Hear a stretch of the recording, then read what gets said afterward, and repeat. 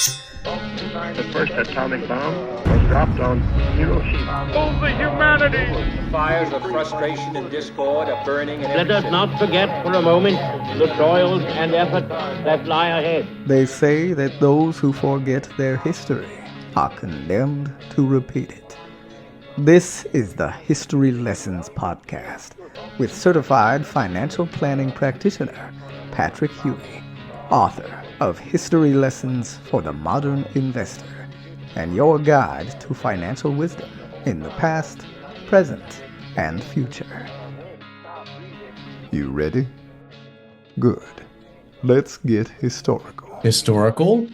Why, yes. Yes, it is.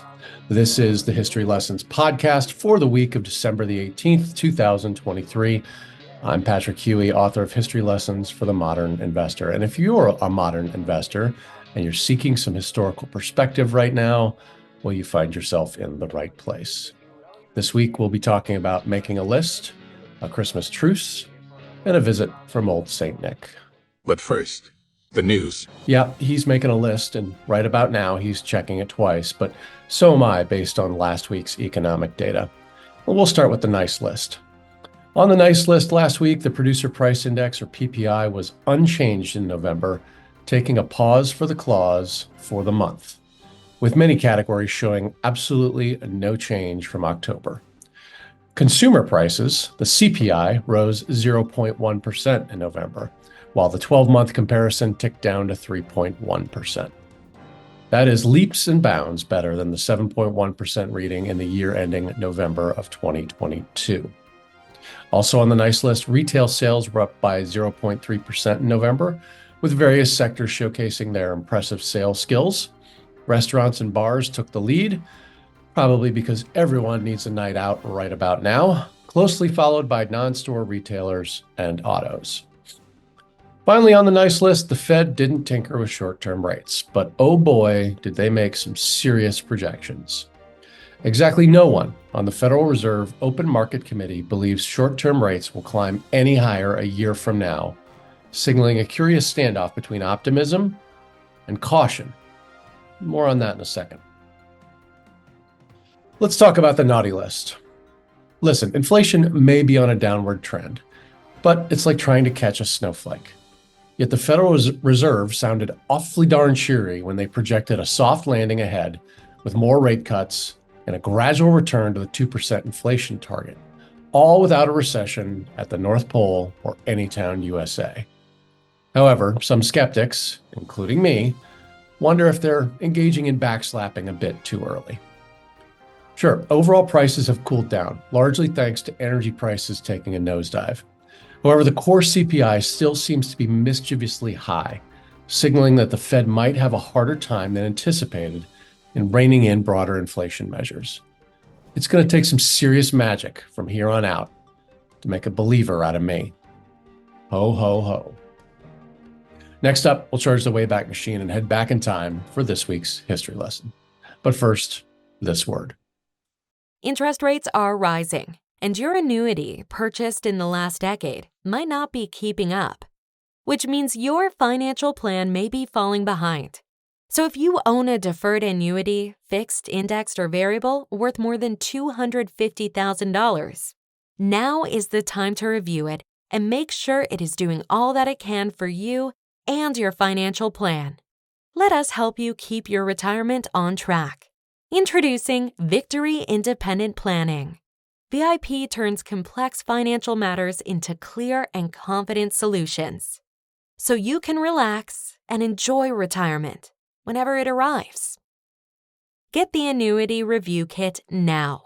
This complimentary kit includes a variety of checklists, resources, and ebooks to review the fees, features, and flexibility, or lack thereof, in your current annuity contract. It will even help you assess your overall investment goals and the people who are offering you advice. Get the kit today, because you can't teach an old annuity new tricks. To learn how VIP can help you review your annuity, click on the link in the show notes or go to victoryindependentplanning.com. That's victoryindependentplanning.com. Sign up for peace of mind today. Alexa, Charge the Wayback Machine and set it for 1914 AD. Charging Wayback Machine. On December 24th, 1914, the Christmas truce began across the lines of World War I's Western Front. Now, the German advance of the summer and fall had been checked along a line that stretched from the Channel coast to the Swiss border. Two ranks of trenches stared at each other across a no man's land. Conditions were miserable, wet, and cold. And as Christmas Eve fell, carols mixed across the lines in English and German.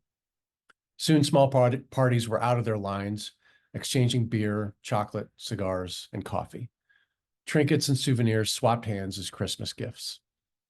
The most commonly traded item was the wish that all of this would just end soon. It didn't, but hope springs eternal, even in the coldest of winters.